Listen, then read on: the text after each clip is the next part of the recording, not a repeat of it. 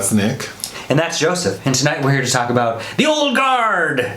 It's the fourth feature directed by Gina Prince-Bythewood, which will be available to stream on Netflix July 10th, 2020. This film is about a group of immortals whose mission it is to they're kind of like hired mercenaries, but like they extract like good things. They are covert. Or bad things to create good. Yeah, they're covert, immortal mercenaries doing what they can to make the world a better place. Kind of like X-Men. Yeah. Except no one knows about them and they don't have any special powers. Yeah, they just can't die. That's kind of the only... Inexplicably, they can't die. It's based on a series of graphic novels by Leandro Fernandez and Greg Rucka. Mr. Rucka also adapted his own material for the screenplay. I'm not familiar with the source material, although after watching the film I can see... I think it's probably better suited for... like a graphic novel, perhaps, or a series. But yeah, let's break it down the story. Break it down now. So it opens with a scene where we see a group of people, which includes Charlize. So it stars Charlize Theron. We see a group of these who turn out to be the immortals being laying dead, having been attacked. Her name is Andromache the Scythian. Andy. Which is a reference to Homer. Andromache is the wife of Hector, and I believe her name literally means battler of men. Okay. So there's that scene. Then like 10 minutes later, so she is with her cohorts talking about like what they're going to do next, right? And then they make their way they go to find... They see a news story about some kids who were... I'm confused because there's the opening shot of a flashback and then it was like 9 minutes in or 10 minutes in, that scene happens. Yeah, so it's like a flat... like. Yes. So basically that happens. We get a little hint of what's going on. And then Charlize meets her friend Booker, played by Matthias Schoenaerts. And then they go to meet Chiwetel Ejiofor, who is an ex-CIA operative who gives them this assignment, if you will, of these young Sudanese girls that have been kidnapped. Her and her mercenaries go to rescue the girls and find out that it's an ambush. And they escape, but also discover that Chiwetel is no good for them. Meanwhile, KiKi Layne plays Nile Freeman, who's in the Marines. And she is lethally wounded and finds out that she's the same. And every time that... She can't die. She can't leave. And every time they find another one, they have visions of them, so then they have to go fetch her. And then they go to a safe house in France. And then Chiwetel is meanwhile working with Henry Melling from Harry Potter to...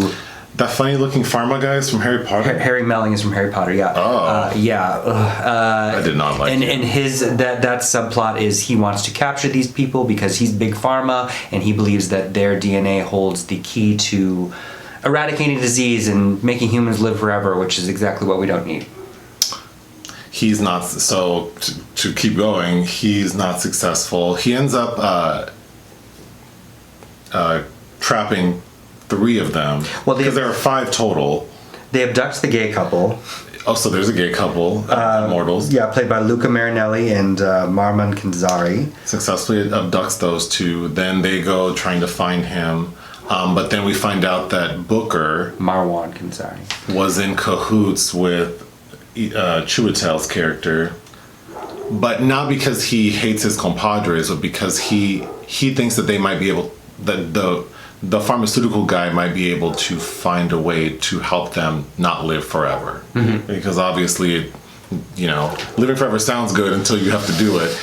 But he realizes he made a mistake, so they go back to try to find the 2 who were kidnapped. They end up getting a hold of Charlize's character, but black girl, what's her name again? KiKi Layne, Nile Freeman. KiKi, who I really liked. She successfully gets everyone out. The end, basically. Okay. Basically, in kind of a nutshell, there you go. But I mean, it's set up for there to be multiple installments, obviously, based on the source material. Okay, what did we like about the film? I thought the acting from everyone was good. Sure, yeah. Yeah, I mean, they're all... Yeah, nobody stood out as being completely egregious. To be honest, I feel like Charlize is probably the most distracting one. Sure. As you said, as we were watching it, she takes up a lot of space. She takes up a lot of space, and I really like her, but her presence is just, I think, too much for this film, and like the quality of it. Sure, yeah, she's a bit overwhelming, and also you have to take into consideration that she has been part of some of the best choreographed filmed fight sequences over the past decade, including like Mad Max and Atomic Blonde. Sure, but like, so what else did you appreciate about this film? KiKi Layne, who yes, heretofore I was familiar with from Beale Street Could Talk, which is an excellent film, and the contemporization of Native Son, which I didn't quite like, but she, I found, held her own, which was nice. I did like I like that this is a team of mercenaries that they've taken the time to. It's very diverse. It's people that are always on the periphery. It's women. It's black women. It's gay men that are all in here being strong, resilient characters. So I like that. Okay. So what didn't work for you? This felt like. This felt like Anne Rice writing Highlander or the X-Men films. You're saying the story didn't work for you. I'm saying... Okay, go ahead. Sorry, I'm saying that this material feels impervious to the very talented woman that's directing it. In order for Ms. Prince-Bythewood to really shine. You know, it's been 20 years since Love and Basketball, and she did Secret Life of Bees, which is based on a celebrated Sue Monk kid novel, and even her last film, Beyond the Lights, which I thought was really underrated with Gugu Mbatha-Raw and Nate Parker. Like, this is clearly a move away from what we're used to seeing her do in film, and she's directed a lot of television. She developed the series Shots Fired as well. But this just seems... I don't think it really matters who directed this. This is going to be what it is. Well, how about I go through my little notes and then you can talk me through it. Okay. I knew I was in trouble when after the first few minutes, to me, the film felt like that Chris Hemsworth film Extraction. Which was a hugely watched film. I also don't really like this style of film. I don't like this like ultra HD, like the feel of it. I just really don't like it. So that's my preference. Sure, and that feels very stark. That might be more with budget and the viewing experience of like on a television. Sure. Because it was shot by Barry Ackroyd, who lends the Hurt Locker, for instance. And it had a second. It's a second credited cinematographer, Tammy Riker, who worked with.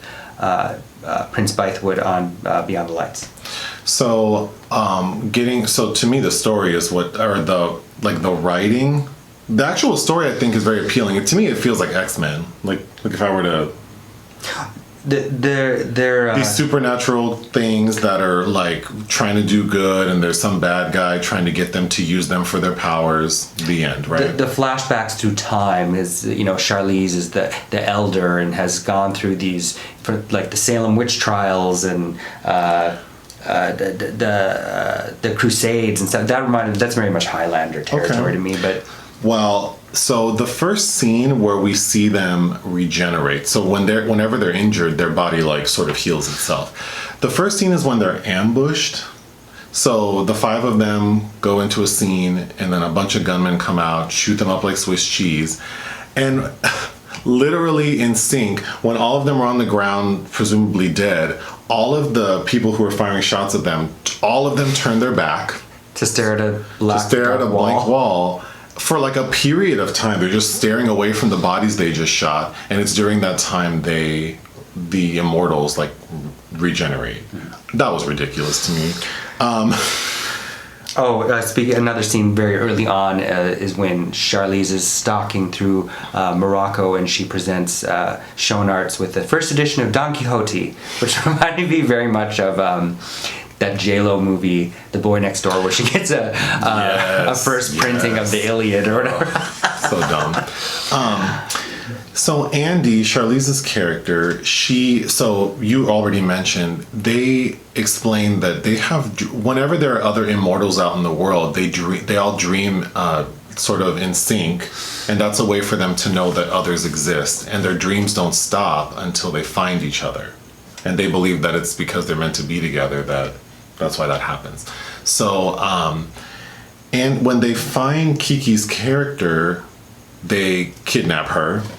She shoots her to try to kill her, beats her ass up, drags her onto a plane to take her to France to their safe house. And just like you would think Andy's been alive, I mean, as far back as she references like the year 1150. Mm-hmm. So this bitch has been been around a long time. She's approached many an immortal to get them to walk with her. And it just seems like after all this time, she hasn't learned how to like do this with any kind of finesse. It just seems so like extraneous, like her having to it just seems so rough, so unrefined for something that she's had thousands of years presumably to figure out. I think that's often the case with characters like this. I don't like these films, but the Twilight series, like why somebody that's been around for centuries would fall in love with some bland little white girl doesn't make any sense to me. But yeah, I think the interiority of these characters is never quite right. It's like bad CGI, really. Like the weight of them is never correct because I guess we just can't fathom what a being like that would be like. At least in these parameters. All of the flashbacks where we see, it's usually involving Andy's character, her back in time, so hundreds, 1,000 years ago. Those old-timey scenes to me looked more like sort of an experience at medieval times than like Game of Thrones. Sure, yeah. It just looks like they were at like the park nearby and put on some costumes and shot the film. Like it doesn't look any different. The characters don't really look any different. The writing, the acting is good and the story is good, but the writing, the dialogue, like there were several lines that I thought were corny, but there's one where Charlize or Andy kills like a bunch of people trying to attack them, and one of the characters says she's forgotten more ways to kill than most armies will ever learn. Yeah, but I thought that was Schoenaerts says that. Yeah, that was bad. I also really cringe at the scene where Nicky and Joe are the kidnapped gay couple after profess their love to one another. That was my next note. Well, no, that was my next note. Go ahead. Oh, it's the gay couple are kidnapped, and then they're in like the van with the guys who kidnapped them, these like militiamen, and he's trying to check on his partner, saying like, "Are you okay?" And they're like, "Stop that! What are you doing? Is that your boyfriend?" And then he gives this like corny ass impassioned speech about how he's more than a boyfriend, he's like the air that he breathes and blah blah blah, and then they give each other a kiss, and it was very corny even to me. And then all the military guys, it doesn't read as homophobic, it just reads as like, shut the fuck up. They like snatch them apart. So even the characters in the movies thought that this was too much. It's just so and I blame that with I think the major problem of this really does lie in the dialogue with Greg Rucka's script, especially considering, and this is a film I feel like I've disparaged before, the last film he wrote was a terrible, also adapted from a graphic novel starring Kate Beckinsale, Whiteout. Kate Beckinsale and Tom Skerritt. Oh shit, that movie's terrible and very hard to sit through. And I think for similar reasons. Well, to bring it up a notch, there was one scene, it's an hour, 9 minutes in, where I thought the dialogue and the storytelling like worked and fit, was when the one guy, the white guy, is explaining to KiKi like why they should cut ties with loved ones. So once you realize you're an immortal, he's trying to tell her like, don't try to talk to your family now, let them think you vanished or died. I thought that was very effective, mm-hmm. and really integral to the entire sort of franchise of like, you know, how these people are able to continue on without their families. So I did think that was sure. Yeah, I agree effective. that was an emotive scene. Sure. Two more notes. I did not like the music in this film. The score, the soundtrack, whatever you want to call mm-hmm. it, I thought was a little distracting. The selected music and the score composed for it. Yeah. I also, while watching this, thought that this would make an excellent selection for How Did This Get Made? Because, like, I could just hear them talking about... I just feel so bad. Like, I really... Because I like Charlize Theron. I like Gina Prince-Bythewood. I was really hoping this would be kind of a major comeback for Bythewood, who hasn't had a film since 2014. You know, like you said, I don't think anyone could have made the dialogue and the script like pop any more than she did. So I don't know that it's her. But you know, that said, it has a really good besides Theron, it's got a really great supporting cast. Yeah, they're all great. I was gonna say my last note was about the How Did This Get Made, because in the end, so the conclusion of the film is when KiKi is able to extract all of her compadres from the pharmaceutical company's headquarters, which is in like a major downtown area, right? Mm-hmm. And they basically take like the CEO and like throw him off the roof. So they fall like many stories to the ground and land on top of a car, which happens to be on a downtown street with only one car and 0 people. Yeah. They fall. There's enough time for them to go down the escalator of this, 30, 50 story high rise, get down there, remove her from the car and walk away. And then literally like someone has opened a floodgate. All these like downtown people like flood the area. See, I almost took that to mean as like, did we miss something? Like, was there some detail that explained that there was like a spell in place or something to put them to have that happen? Because it's so pronounced that when I saw that, I was perhaps like, I must have missed something. Maybe I missed something. This doesn't make any sense. But anyway, okay, that's all I have to say. Just a shout out to the great supporting cast. Luca Marinelli, who played Nicky, he just won the Volpe Cup for Best Actor for a great update of Jack London's Martin Eden at the Venice Film Festival last year, directed by Pietro Marcello. Kenzari is Joe. He was Jafar in the live-action Aladdin. Schoenaerts is in a ton of great stuff. It's always nice to see him, even if there's not much to do. Veronica Ngo, who played Charlize's compatriot, who's thrown to the bottom of the ocean in the flashback scenes. You just saw her as Hannah in Defy Blood? Yeah. Oh, we didn't mention her then. So sort of an underlying plot point that I think, well, it is the final scene of the film, is Charlize has like sort of a heavy cloud over her, and it's because 1,000 years ago she had her first sort of like companion, and it was this Asian woman who at a point in history people thought they were witches, and so they took her partner and put her in like a metal sort of an Iron Maiden coffin thing, and dump her to the bottom of the ocean. And then Charlize has always felt guilty that she wasn't able to save her, but KiKi's character can sense her, so they know she's alive. And then the final scene in the film, because Booker, his character's punishment for setting them up was that he has to spend 100 years in solitude, like he can't interact with the other immortals. But then at the end, there's like a card that says 6 months later, and he walks into his apartment, and the Asian lady's there. Yeah. So obviously, like, she's about to make a comeback. But yeah, and of course KiKi, Layne, Chiwetel Ejiofor, and Anna Maria Marinka, who has nothing to do as one of the big pharma guys, right-hand man's Romanian actress who's in a phenomenal film 4 months. She the scientist? 2 days. Yeah.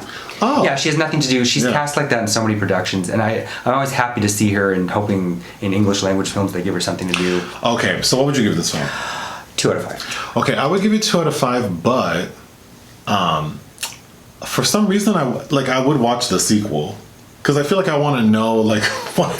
So it worked. It's not unlike like the Mortal Instruments. It had that vibe to me with Lily Collins and Jonathan Rhys-Meyers, which was going to have a sequel to, starring Sigourney Weaver at one point. That never happened. Okay. That never happened. I would have watched that sequel, but yeah. Are we done? Yeah. Bye. Bye.